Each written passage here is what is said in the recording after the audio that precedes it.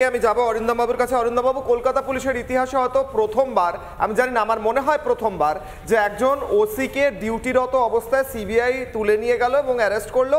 স্পষ্ট প্রমাণ পাওয়া যাচ্ছে এফআইআর এর ছত্রে ছত্রে কিভাবে সেখানে বিভিন্ন বিভ্রান্তিকর বিষয় রয়েছে। মাসকট স্পিন কন্ট্রোল ল্যাবের পরীক্ষায় এটি প্রমাণিত। কিয়াসেট আলোপেক্স পেন্টা অ্যাক্টিভ নতুন চুল গজাতে সাহায্য করে, চুল পড়া বন্ধ করে। কিয়াসেট Alopex penta active 10 hair fall প্রবলেমের একমাত্র সলিউশন। কি বলবেন আপনি? দেখুন, প্রথম হচ্ছে গিয়ে যে 1800 আমরা জানি আমাদের ভারত স্বাধীন হয়েছিল হচ্ছে গিয়ে 1947, কিন্তু 1847 মানে 100 বছর আগে ব্রিটিশ কিন্তু ক্যালকাটা পুলিশের এই ড্রেসটা হোয়াইট করেছিল। তার মধ্যে একটি কারণ হচ্ছে গিয়ে যে আর্দ্রতার জন্য, আর তার থেকেও বড় কারণ হয়েছিল কি যে হোয়াইটটা হচ্ছে গিয়ে শান্তির প্রতীক। এই শান্তির প্রতীকটা কথা বলতে গিয়ে আজকে আমার খুব দুর্ভাগ্য পরিস্থিতিতে আমি বলতে বাধ্য হচ্ছি যে মিস্টার ডক্টর জয়শঙ্কর গিয়েছিলেন জেনিভায়, আপনারা জানেন। সেই জেনিভাতে এই বুধবার দিন আপনারা যদি সেইখানে ওনার যে পরিস্থিতিটা দেখতে একটু যদি লক্ষ্য করে থাকে যে ওখানে যে সমস্ত মানুষ তাকে ঘেরাও নয়, তাকে বিক্ষোভের মতো করে বলতে চাচ্ছে you have come here to attend a peace meeting. আপনি শুধু বলুন ভারতের ওয়েস্ট বেঙ্গলে আজকে যে মার্ডার এবং রেপ হয়েছে সেই প্রসঙ্গে আপনার বক্তব্যটা কী? আপনি ভাবুন যে কোথায় জেনিভায় চলে গেছে। আমরা জানি ইন্টারন্যাশনাল হিউম্যান রাইটস কমিশন থেকে সমস্ত কিছু হচ্ছে ওখানে হেড অফিস। এবার আপনাকে বলছি যে আপনি যে প্রশ্নটা করলেন, সত্যি বলছি সেদিন রাত আড়াইটার সময় যখন আমাকে চতুর্দিকে ফোন আসছে, আমি দর্শকবৃন্দ যাদের বলছি শুধু এইটাই বোধহয় উত্তর হয়ে যাবে। দেখুন, উইকিপিডিয়ায় যাবেন, গুগলসে যাবেন, কি বিভৎস জিনিসটা লিখেছে আমি একটু পড়ে শোনাচ্ছি। This is perhaps the first time that a Calcutta police officer in charge has been arrested by CBI. Officer in charge Abhijit Mondol's role had come under Skinner. Questions were raised about the delay in registration of General Diary number 542 and formal registration of FIR of Tala PS case number 512 in a rape and murder case. This is what সবচেয়ে সব বলে দিয়েছে ওর মধ্যে। কি অদ্ভুতভাবে আমার একটা মস্ত লাগে যে আজকে ট্রেনের মধ্যে ভ্যান্ডারে যে আজকে মালপত্র নিয়ে যায় কোলে মার্কেটে বিক্রি করে চাল, সে বলছে ভাই বলো তো একটু যে একটা ডাক্তার সেইখানে কাজ করতে গিয়ে আজকে বস্ত্রহীন অবস্থায় পড়ে আছে, সে আজকে সুইসাইড করবে। তার একটা সেন্স রয়েছে। পুলিশরা ট্রেনিং নেয় ভাই, আমরা যে ট্রেনিং নিচ্ছি হাজার হাজার লক্ষ লক্ষ টাকা খরচ হয়, সে জানতে পারলো না। আমি শেষ করছি একটা কথা বলে, কারণ অনেকে এখানে আছেন। আপনি বলুন যেভাবে নাকি আজকে এটি আমি সেদিন বলেছিলাম larger conspiracy and preplanned rape and murder, আপনি একদম বলেছিলেন এবং তার সাথে অরিন্দম বাবু একটার পর একটা মানে একদম ধাপে ধাপে আসতে হবে। একসঙ্গে বললে হয়তো দর্শকরাও একটা একটা করে গুলিয়ে ফেলবেন, কারণ গুলিয়ে দেওয়ার বহু চেষ্টা তো চলছে। আমি একবার আসবো শেষ একটা কথা যে উনি যেটা বলছে, আমি বলেছিলাম ম্যাডাম মনে আছে বোধহয় টাওয়ার লোকেশন, আমি বলেছিলাম দেখুন কি সুন্দর ধরা পড়ে যাচ্ছে, বেরোবে কি করে। অতএব পরবর্তীকালে আমি আরো বলবো। একদম।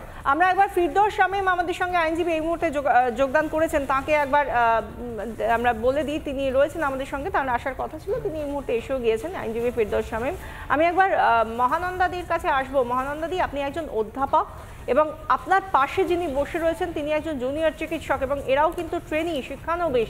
তো তাদের এই আন্দোলনটা যেটা গোটা ভারতকে কোথাও গিয়ে দিশা দেখাচ্ছে, এবং আপনাকে জানিয়ে রাখি আজ 12টার সময় গোটা দেশে জুনিয়র চিকিৎসকরা তারা পেন ডাউন কর্মসূচি নিয়েছেন 1 ঘন্টার জন্য। সেই জায়গা থেকে আপনি বলুন যে এই আপনি একজন অধ্যাপক, একজন শিক্ষকের জায়গা থেকে, শিক্ষিকার জায়গা থেকে এই যে ছাত্ররা তারা যেভাবে আন্দোলন চালিয়ে নিয়ে যাচ্ছেন, সেটাকে রাজনীতিকরণ, সেটা কি সত্যি লজ্জার নয়? সন্দীপ ঘোষও কিন্তু ডক্টরও ছিলেন, সাথে টিচারও ছিলেন সেই জায়গায়। হ্যাঁ, অধ্যক্ষ, ঠিক। দেখো 1930 সালে জার্মান নাট্যকার ব্রেক্ট একটা বিশ্ববিখ্যাত নাটক লিখেছিলেন দ্য রেজিস্টেবল রাইজ অফ আর্টুরো ইউ, এবং সেখানে একই ঘটনা, একটা হাসপাতালের মধ্যে একটি ডাক্তার রেপড মার্ডার হয়। এখন আমরা দাঁড়িয়ে আছি 2024, তাহলে কি কিছু পরিবর্তিত হয়নি? এবং আরেকটা খুব গুরুত্বপূর্ণ তথ্য আমি দিতে চাই, সেটা হচ্ছে যে টমসন রয়টার ফাউন্ডেশন তারা একটা গবেষণা করে জানিয়েছে out of 193 UN member states India হচ্ছে মহিলাদের জন্য সবথেকে ডেঞ্জারাস কান্ট্রি। এটা কিন্তু আমাদের একটা লজ্জার ব্যাপার। এবং উইমেন পিস অ্যান্ড সিকিউরিটি ইন্ডেক্সে ভারতের অবস্থান 177টা দেশের মধ্যে 128। এবার আমরা এই ঘটনায় যদি আসি, তাহলে প্রথমে একটা কথা বলবো, সেই সোনার কেল্লায় একটা কথা বলেছিলেন ফেলুদা যে নিশ্চিন্ত আর থাকা গেল না রে তোপসে। কাজে এইটা একটা আরজিকরের ঘটনা, একটা বিচ্ছিন্ন ঘটনা নয়। সত্যিই কি আপনার মনে হয় যে একটা আরজিকর, এই একটা আরজিকর কি এত মানুষকে এভাবে রাস্তায় নামিয়ে দিতে পারতো? কারণ একেবারেই নয়, ঘটনা ঘটেছে। আমরা হাঁসখালি দেখেছি, আমরা কামদুনি থেকে যদি শুরু করি, কামদুনি, হাঁসখালি, কালিয়াগঞ্জ, আমি সেটাই বলতে চাইছি। আপনি বলছেন যে দেশ থেকে তারপর রাজ্যে একটা আরজিকর তো টিপ অফ দ্য আইসবার্গ। একদমই তাই, কারণ এটা কোনো বিচ্ছিন্ন ঘটনা নয়। কেন বিচ্ছিন্ন নয়?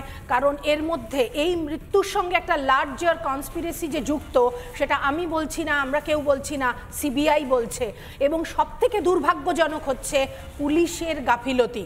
আমার পাশেই একজন মাননীয় পুলিশ অধিকর্তা আছেন, মানে এটা নিশ্চয়ই ওনার কাছেও একটা লজ্জার ব্যাপার, আমাদের সমস্ত নাগরিকদের কাছে লজ্জার ব্যাপার। নারীদের সুরক্ষা একটা বেসিক ক্রাইটেরিয়া একটা উন্নত দেশের, সেখানে পুলিশের দায়িত্ব সর্বাগ্রে গুরুত্বপূর্ণ। সেখানে পুলিশ যদি দোষী হয়, এই রাজ্যে ভিসি জেলে, ওসিও জেলে গেল, প্রিন্সিপাল জেলে, এর থেকে লজ্জার আর কিছু হতে পারে বলে আমার একটু সঙ্গে থাকুন। আমি ব্রেকে যাওয়ার আগে একবার ফিরদৌস বাবুর কাছে যাবো, তারপর আসবো প্রত্যেকের কাছে, আবার আসবো। ফিরদৌস বাবু, আগামীকাল সুপ্রিম কোর্টে শুনানি এবং বিশাখা আগামীকাল সম্ভবত ছাত্রদের আইনজীবী হিসেবে তিনি রিপ্রেজেন্ট করছেন। প্রশ্ন হচ্ছে আগামীকাল আমরা কি এক্সপেক্ট করতে পারি? What is going to happen? কি হতে চলেছে কাল? দেখুন, আমরা একটা জিনিস ভুলে গেলে চলবে না যে সুপ্রিম কোর্ট কিন্তু কনস্টিটিউশনাল কোর্ট, ট্রায়াল কোর্ট নয়।